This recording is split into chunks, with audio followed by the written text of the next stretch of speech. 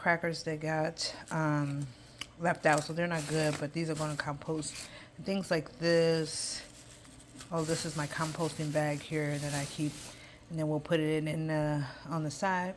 And then we have some lemons that went bad that we'll put over in the compost bin also, so that we don't waste it and it won't go in the garbage can. But these are some things that you can compost. As you can see, some crackers, your onion peels, eggshells, potato skins, and some greens that we're cooking. So all of this is going to our compost bin. And right here is our compost bin that we have. We keep a little thing over so no animals, and including our dog, doesn't get in there.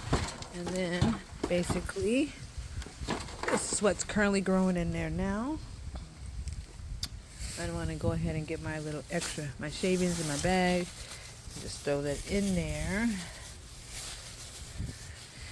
And we're going to turn it. Yeah. So then you break it all up. Normally what we do is just break it all up. And also turn the dirt, rotate it. And I will let you know, sidebar, my son made me check. We did have to verify whether or not I was able to put the crackers in the compost. That's the other thing. You want to make sure that not all stuff, because of the way foods are being processed these days, technically, I guess, can't go in the compost.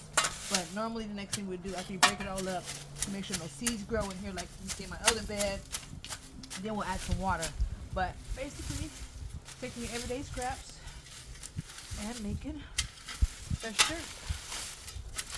Alright, now we got it all mixed up. Then we're just going to put the lid back on it.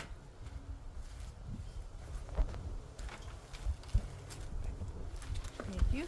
Good stuff. And we close it back up.